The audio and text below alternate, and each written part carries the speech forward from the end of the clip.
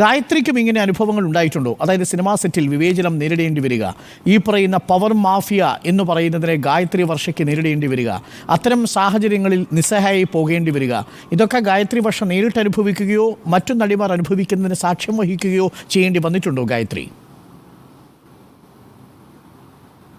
തീർച്ചയായിട്ടും ഒരുപാട് എനിക്ക് നേരിട്ട് അത്ര അനുഭവങ്ങളില്ല. കാരണം എന്താണെന്ന് വെച്ചാൽ ഞാൻ മോൾഡ് ചെയ്യപ്പെട്ട വഴി മറ്റൊന്നായിരുന്നുകൊണ്ട് വിദ്യാർത്ഥി വിപ്ലവ രാഷ്ട്രീയത്തിലൂടെയൊക്കെ വന്ന ഒരാളായതുകൊണ്ട് തീർച്ചയായിട്ടും സ്പോട്ടിൽ പ്രതികരിക്കുക ഇല്ലെങ്കിൽ അവിടുന്ന് വിഡ്രോ ചെയ്യുക എന്ന് പറയുന്ന ഒരു നിലപാട് ആദ്യം മുതൽ എനിക്കുണ്ടായിരുന്നു. പക്ഷെ പല പെൺകുട്ടികൾ സഫർ ചെയ്യുന്നത് ഞാൻ കണ്ടിട്ടുണ്ട്. ഇത് പറയുമ്പോൾ മറ്റൊരു കാര്യം, 1995 അമ്മയുണ്ടായ അതേ വർഷം അമ്മയിൽ മെമ്പറാവുകയും മെമ്പർഷിപ്പ് റിസൈൻ ചെയ്യുകയും ചെയ്ത ആളാണ് ഞാൻ. ഇന്ന് വരെ അതിനുശേഷം ഞാൻ അസോസിയേഷനിൽ മെമ്പർഷിപ്പ് എടുത്തിട്ടില്ല. ഗായത്രി, എന്താണ് മെമ്പർഷിപ്പ് വേണ്ടെന്ന് വെക്കാനുള്ള കാരണം?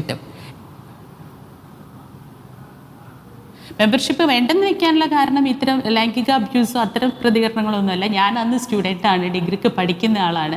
എനിക്കൊരു 3 സിനിമയുടെ ബാലൻസ് കിട്ടുന്ന പേയ്മെൻറ്റിൻ്റെ ബാലൻസ് ഒരു 35,000 രൂപ കിട്ടാനുണ്ട്. രേഖാമൂലം ആ പൈസ ആസ് എ സ്റ്റുഡൻറ്റ് എനിക്കത് വലിയ എമൗണ്ടാണ്. അതുകൊണ്ട് ആ പൈസ എനിക്ക് വാങ്ങി തരണം എന്നൊരു കത്ത് അമ്മയിൽ കൊടുത്തപ്പോൾ ഒരു പുതിയ സംഘടന എന്നുള്ള നിലയിലും താരതമ്യേന പുതുമുഖം എന്നുള്ള നിലയും നിങ്ങളുടെ ആ പൈസ വാങ്ങിത്തരാൻ സീനിയോറിറ്റിയിൽ നിൽക്കുന്ന പ്രൊഡ്യൂസർമാരുടെ അടുത്ത് ഇടപെടാൻ ഞങ്ങൾക്ക് ബുദ്ധിമുട്ടുണ്ട് എന്നാണ് എനിക്ക് കിട്ടിയ റിപ്ലൈ. അപ്പോൾ പിന്നെ ഞാനൊരു സംഘടനാ രാഷ്ട്രീയത്തിലൂടെ വിദ്യാർത്ഥി രാഷ്ട്രീയത്തിലൂടെയൊക്കെ വളർന്നു വന്ന് എനിക്ക് ഒരു സംഘടനയ്ക്കകത്ത് നിൽക്കുന്ന ഒരു അംഗത്തിൻ്റെ ഒരു ആവശ്യം പരിഗണിക്കാൻ, അവകാശം പരിഗണിക്കാൻ, ആ അവകാശത്തിന് വേണ്ടി ഒരു വാക്കുപോലും ഇതേപോലെ ലൈംഗിക ചൂഷണം നേരിട്ട സഹപ്രവർത്തകരോ ഏതെങ്കിലും ആർട്ടിസ്റ്റുകളോ ഒക്കെ ഗായത്രിയോട് ഇക്കാര്യങ്ങൾ പറഞ്ഞിട്ടുണ്ടോ? തീർച്ചയായിട്ടും പറഞ്ഞിട്ടുണ്ട്. അത് മാത്രമല്ല, ഞാൻ ഇപ്പം എനിക്ക് മറ്റൊരാളുടെ അനുഭവം പറയാൻ പറ്റില്ല. ഞാൻ C A D Unnikrishnan BA എന്ന് പറയുന്ന സിനിമയിലൂടെയാണ് അഭിനയ രംഗത്തേക്ക് വരുന്നത് 94. അതിനുശേഷം 3 സിനിമകൾ, അന്നത്തെ മനോരമ, മാതൃഭൂമി ഉൾപ്പെടെയുള്ള ഡെയിലികൾ 3 സിനിമ പലപ്പോഴായി ഗായത്രി നായിക വേഷത്തിലേക്ക് എന്ന് പറഞ്ഞിട്ട് അനൗൺസ് ചെയ്തിട്ടുണ്ട്. പക്ഷേ 3 സിനിമകളിലും നായികയായിട്ട് ഞാൻ അഭിനയിച്ചില്ല. ഞാൻ അഭിനയിക്കാത്തതിൻ്റെ കാര്യം കഥയും എന്ന് പറഞ്ഞ സംസാരവും ഉണ്ടായതിന് ശേഷം അടുത്ത സ്റ്റെപ്പിൽ പ്രൊഡക്ഷൻ എക്സിക്യൂട്ടീവ് എന്നുള്ള പദവിയാണെന്ന്, അല്ലെങ്കിൽ പ്രൊഡക്ഷൻ എക്സിക്യൂട്ടീവ് അല്ലെങ്കിൽ സംവിധായകൻ്റെ ഭാഗത്തു നിന്നുള്ളവർ അഡ്ജസ്റ്റ്മെന്റ് വേണ്ടി വരും കേട്ടോ എന്ന് പറയും. അത് ഗായത്രിയോട് നേരിട്ട് പറഞ്ഞോ? അഡ്ജസ്റ്റ്മെന്റ് വേണ്ടി വരുമെന്ന് പ്രൊഡക്ഷൻ എക്സിക്യൂട്ടീവ് ഗായത്രിയോട് പറഞ്ഞു. സംവിധായകന് വേണ്ടിയിട്ട് എന്നോട് നേരിട്ട് പറയുന്നു. അതേ സ്പോട്ടിൽ ഞാൻ പറഞ്ഞു, ചേട്ടാ ഞാൻ ഈ സിനിമ ചെയ്യുന്നില്ല കേട്ടോ എന്ന് പറഞ്ഞ ആ ഒരൊറ്റ വാക്കിൽ അങ്ങോട്ടും ഇങ്ങോട്ടുമുള്ള ഒരേ സെൻറ്റൻസിൽ സിനിമ ഒഴിവാക്കി പോയവളാണ് ഞാൻ. പക്ഷെ അങ്ങനെ എത്ര പേര് പോകുന്നു എന്നുള്ളതാണ് ചോദ്യം. ഒരുപാട് അഡ്ജസ്റ്റ്മെന്റ് വേണ്ടി വരും എന്ന് പറഞ്ഞപ്പോൾ ഗായത്രിയുടെ ഒരു പ്രതികരണം എന്തായിരുന്നു ആ സമയത്ത്? ഞാൻ ആ സിനിമ ഒഴിവാക്കി പോയി എന്നുള്ളതിനപ്പുറത്തേക്ക് എനിക്ക് പ്രതികരണം ഒന്നും ഉണ്ടായില്ല.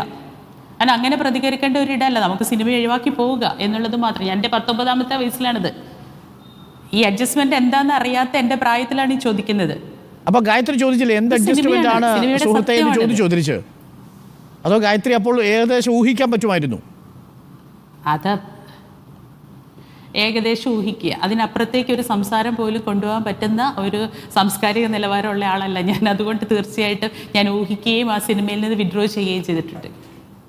അതായത് സിനിമയിലേക്കുള്ള എൻട്രിക്ക് മുമ്പ് തന്നെ അഡ്ജസ്റ്റ്മെൻറ്റ് വേണ്ടി വരുമെന്ന് ആവശ്യപ്പെട്ടുകൊണ്ട് ഈ പ്രൊഡക്ഷൻ എക്സിക്യൂട്ടീവുമാർ വരുന്നു എന്നുള്ളത് ഈ കമ്മിറ്റിയിലും പറഞ്ഞിരിക്കുന്ന കാര്യമാണ്. അത് ഗായത്രിക്ക് നേരിട്ട് അനുഭവമുണ്ട്, അനുഭവമുള്ള കാര്യമാണ്. മറ്റു നടിമാരും ഇതേപോലെ സമാനമായി പറഞ്ഞിട്ടുണ്ടാവുമല്ലോ. അഥവാ അഡ്ജസ്റ്റ്മെൻറ്റിന് വിധേയമായി തീർന്നവരും ഒരുപക്ഷെ പിന്നീട് എപ്പോഴെങ്കിലുമൊക്കെ ഗായത്രിയുമായിട്ട് അതൊക്കെ പങ്കിടേണ്ടി വന്നിട്ടുണ്ടാകുമല്ലോ അല്ലേ?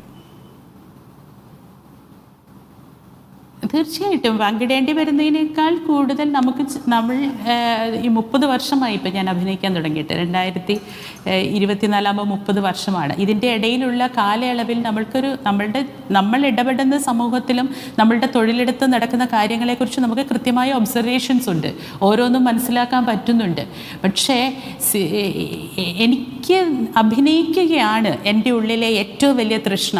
ഞാൻ അഭിനയിക്കേണ്ട ആളാണ്, എനിക്ക് അഭിനയിച്ചേ മതിയാകൂ എന്ന് ചിന്തിക്കുന്ന അത്ര പാഷനുള്ള ഒരാൾക്ക് എത്രമാത്രം റെസിസ്റ്റ് ചെയ്യാൻ പറ്റും എന്ന് പറയുന്ന നിസ്സഹായത ഇതിനകത്ത് വളരെ വലുതായി വന്നിട്ടുണ്ട്. പലതരത്തിലുള്ള നിസ്സഹായതകൾ ഉണ്ടായി. ആ നിസ്സഹായതയാണ് അവർ ചൂണ്ടയാക്കി മാറ്റുന്നതും. ഗായത്രി, ഒരു ചോദ്യം കൂടി. ഇതിൽ ഈ 18 വയസ്സ് പൂർത്തിയാവാത്ത പെൺകുട്ടികളടക്കം പീഡിപ്പിക്കപ്പെട്ടിട്ടുണ്ട് എന്ന സൂചനകൾ ഈ റിപ്പോർട്ടിലുണ്ട് എന്നാണ് ഞാൻ മനസ്സിലാക്കുന്നത്. ഞാനിതിലെ വളരെ പ്രധാനപ്പെട്ട ചില സോഴ്സുമായി സംസാരിച്ചപ്പോൾ അവർ പറഞ്ഞത് ചില മുതിർന്ന നടന്മാരടക്കം ഇങ്ങനെ പെൺകുട്ടികളെ പീഡിപ്പിച്ചതായി ഉള്ള പരാതികൾ ഇതിൽ വന്നിട്ടുണ്ട്. അതായത് വേണ്ടി വന്നാൽ പോക്സോ നിലനിൽക്കുന്ന സംഭവങ്ങളും ഉണ്ടായിട്ടുണ്ട്, അല്ലേ?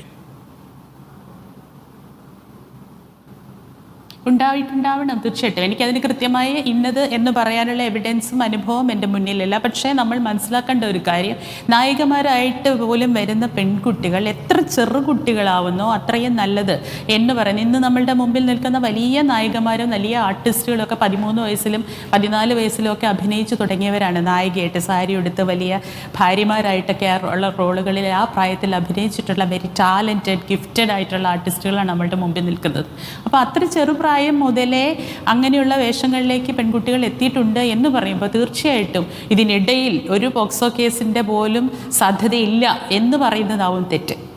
വളരെ പ്രധാനപ്പെട്ട കാര്യമാണ് ഗായത്രി. ഈ നടന്മാരുടെ ഭാഗത്തു നിന്ന് അങ്ങനെ എന്തെങ്കിലും മോശം അനുഭവമോ ഏതെങ്കിലും തരത്തിലുള്ള മെസ്സേജുകളോ ഗായത്രി വർഷയ്ക്കോ അല്ലെങ്കിൽ ഗായത്രിയുടെ സുഹൃത്തുക്കൾക്കോ ലഭിച്ചിട്ടുണ്ടോ?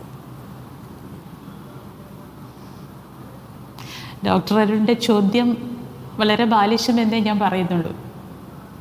കാരണം ഞാനിപ്പോൾ അഭിനയിച്ച മൂന്ന് പതിറ്റാണ്ട്, ഈ 3 പതിറ്റാണ്ടിൽ സിനിമയുടെ ഒരു 3 തലമുറയുടെ സാക്ഷ്യം എൻ്റെ മുന്നിലുണ്ട്. ഞാൻ അഭിനയിച്ച് തുടങ്ങുന്ന സമയത്ത് സിനിമയുടെ captaincy, the captain of the ship എന്ന് പറയുന്ന ആൾ ഡയറക്ടറാണ്, അഥവാ ക്രിയേറ്ററുടെ കയ്യിലാണ്. അപ്പോൾ കുറച്ചുകൂടി ഒരു കെട്ടുപാടുണ്ട്, അതിന് കുറച്ചുകൂടി ഒരു ചിട്ടയുണ്ട് അവിടെ. പിന്നെ കാലം പോയ നമ്മുടെ സമൂഹത്തിൻ്റെ മൊത്തം ഒഴുക്കിനനുസരിച്ച് മൂലധനം എല്ലാത്തിനും അധിപതിയായി വന്ന സമയത്ത് പണം തന്നെയായി സിനിമയിലെ ക്യാപ്റ്റൻസി. പണം സിനിമയിലെ ക്യാപ്റ്റൻസി ആയി വരുന്നു എന്ന് പറയുമ്പം അത് നിർമ്മാതാവ് എന്നുള്ള സൂചന എന്നിൽ നിന്നില്ല. എനിക്കറിയുന്ന രീതിയിലാണെങ്കിൽ വളരെ ചുരുക്കം നിർമ്മാതാക്കളെ ഡയറക്റ്റ് ലൊക്കേഷനിലെ കാര്യങ്ങളിൽ ഇടപെടാറുള്ളൂ, വളരെ ചുരുക്കം. അല്ലെങ്കിൽ അവരുടെ പ്രൊഡക്ഷൻ കൺട്രോളർമാരെ എക്സിക്യൂട്ടീവ് ബാക്കി ക്രിയേറ്റീവായിട്ടുള്ള സ്വാതന്ത്ര്യം സംവിധായകർക്ക് കൊടുക്കുക ഒക്കെയാണ്. പക്ഷെ ഇത് പോയിട്ട് പിന്നീട് അങ്ങോട്ട് മാർക്കറ്റ് ആരുടെ പേരിലാണ് വിറ്റഴിക്കപ്പെടുന്നത് എന്ന് പറഞ്ഞെടുത്ത് നടന്മാർ ഫോക്കസിലൊക്കെ വന്നു കഴിഞ്ഞപ്പം നടന്മാരുടെ ഒരു ഗ്രൂപ്പ്, ഈ പറഞ്ഞ പവർ ഗ്രൂപ്പ് ക്രിയേറ്റ് ചെയ്യപ്പെട്ടത് അങ്ങനെ തന്നെയാണ്.